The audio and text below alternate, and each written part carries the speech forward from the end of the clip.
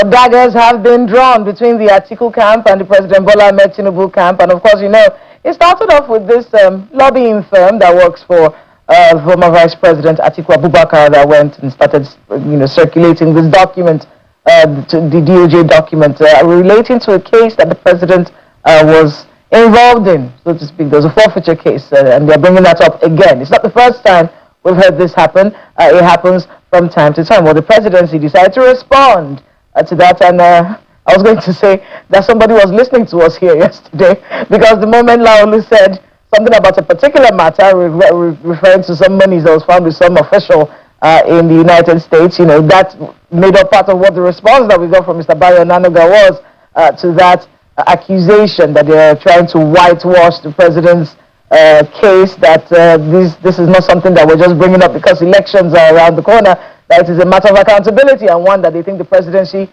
should respond to. And then, of course, we saw the back and forth between both camps. One person saying, oh, why don't you go report yourself, Atiku, for the things that you have done as well. You have cases as well. So while all of that is going on, the Nigerian people are watching.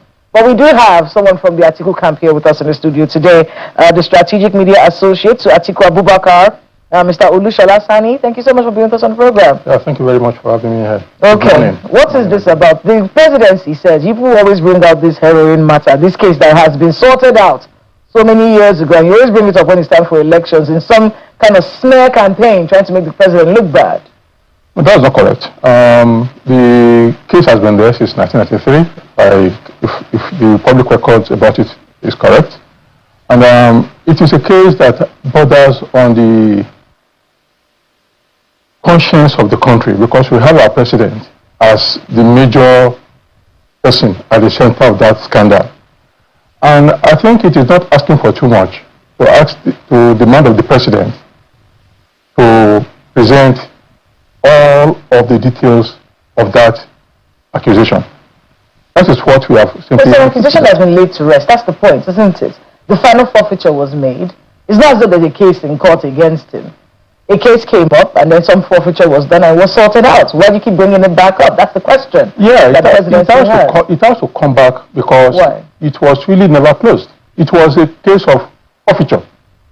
And forfeiture, by the very nature of it, means admittance to what was wrong. And not in the strict sense of the word. No, maybe not. But what we are saying is that the wheel of justice never stops. It keeps rolling. It keeps turning. But after the forfeiture, they left the matter. Why do you keep bringing it up? It is being brought up because, as we speak, there are cases in the American court with the FBI and DEA that bother about a public release of the document that went into that forfeiture.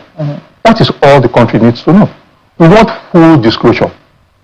If it was indeed closed, then let us see it. Don't block any attempt at presenting public documents that back up the case.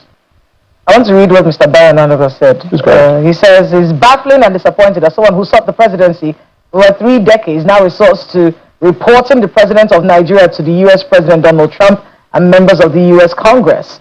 In his latest act, Atiku Abubakar's lobbying group in the United States has submitted petitions to President Trump and the United States Department regarding a civil forfeiture case from 1993, a matter long settled with no criminal conviction or finding of guilt. This issue was resolved over 30 years ago in the United States and has been thoroughly litigated, explained, and rendered moot by the electoral mandates conferred on President Bola Tinubu by the people of Lagos and Nigeria at large. Reviving this matter today is an affront to the intelligence of Nigerians and an attempt to rewrite history for personal gain. Just to get your response to that first, before we go into the one that he raised about your principle. No problem. So about that, need 3 critical points there.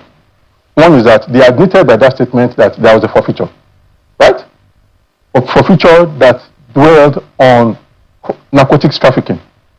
Case number 1 admitted. Number 2 is that they say that it is an insult to the intelligence of Nigerians. I would say, no, that cannot be true. What is an insult is your attempt to cover the detail. If it was indeed closed, if it was indeed a settled matter, Then let us have the documents that are behind the closure. Simple as that.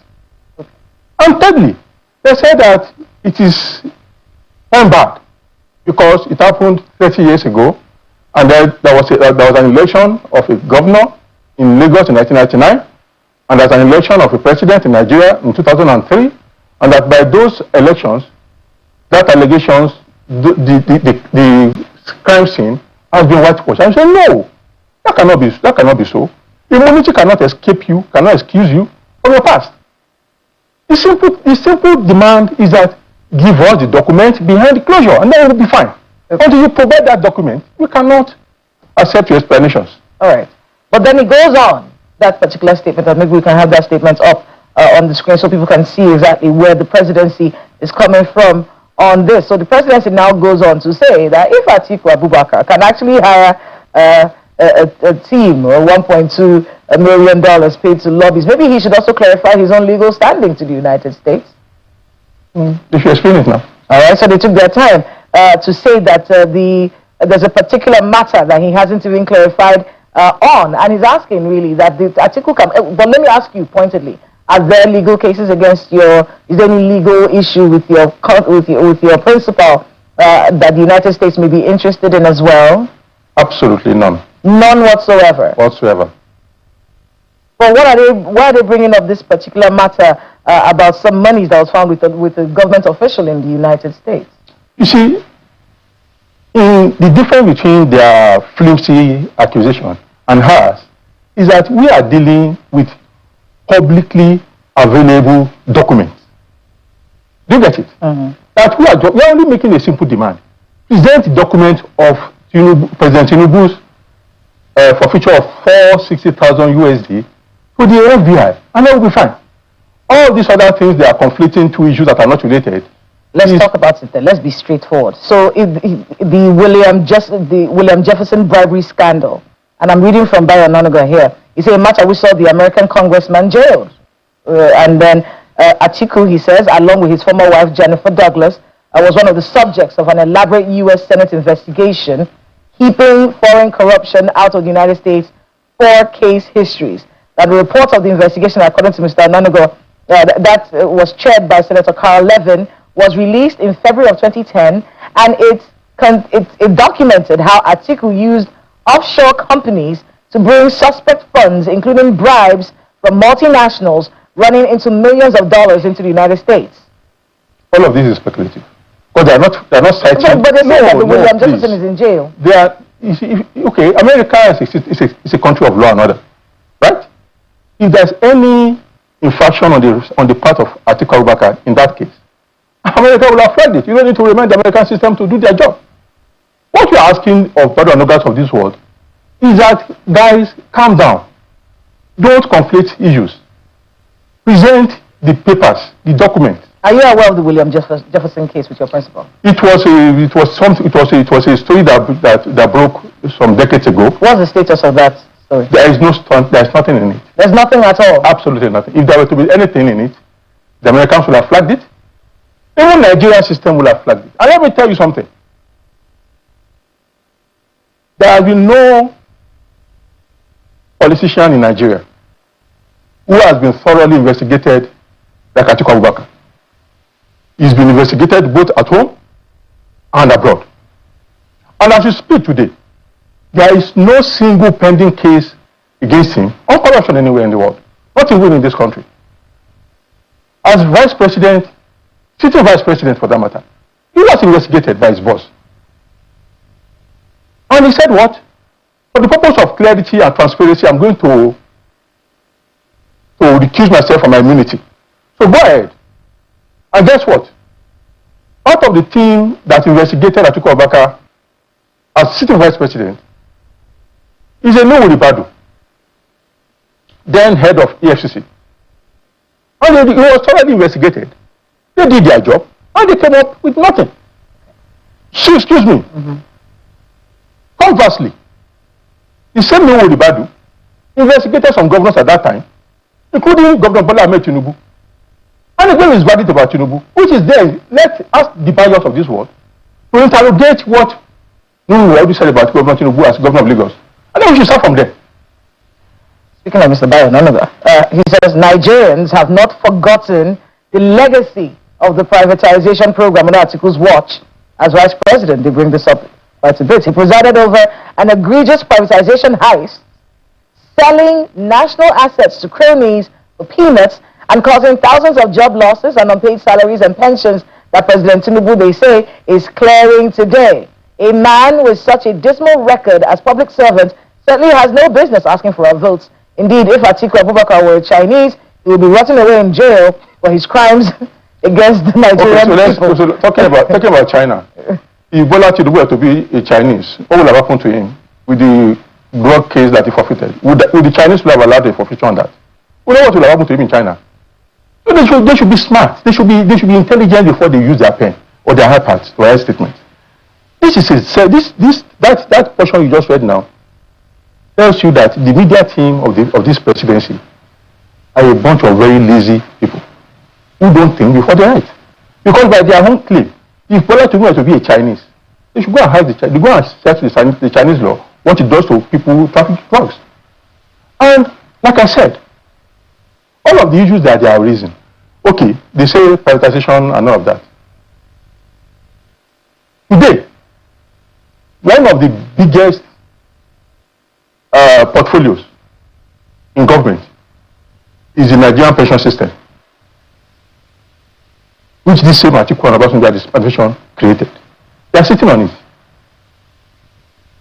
They are talking about privatization. We have seen them condemn in the past Atiku's remark that the NNPC should be privatized to create more openness and transparency in the system in the operation of the NNPC. When they came back later, they abused him there as opposition. They came into government to do the exact same thing in a very unstructured, very, I don't want to use the word, criminal manner. What does it look like? And I get that sense from a lot, because it wasn't just one statement from Mr. Bayo Onanuga, it was back and forth. Your team was also, you chipped that in, didn't you? Your team was also, responding, and we were watching this play out yesterday. What does it feel like, when the name of Donald Trump comes up? Everybody suddenly feels the need to speak to tell him this is almost like your father, and then you're trying to report your brother to you. Why is that the texture? We are only because even from the president, they're not innocent of this as well. Because your team, your side, started off with the documents being sent to Congress, so we need to get these documents and revisit this matter. And then they now responded with a thank you letter from President Donald Trump. Saying, giving glowing praises to the president. Letter, right? So why? Well, the question that we're asking about that letter was, we want to see the one Tinubu sent first. Because Donald Trump responded, hold on, Donald Trump said, thank you for your letter. But both sides, seem like people are playing the two children fighting for the attention of their father. No. So when next they come here, ask them what they wrote to President Trump before you sent that other letter to them. That's what we are here.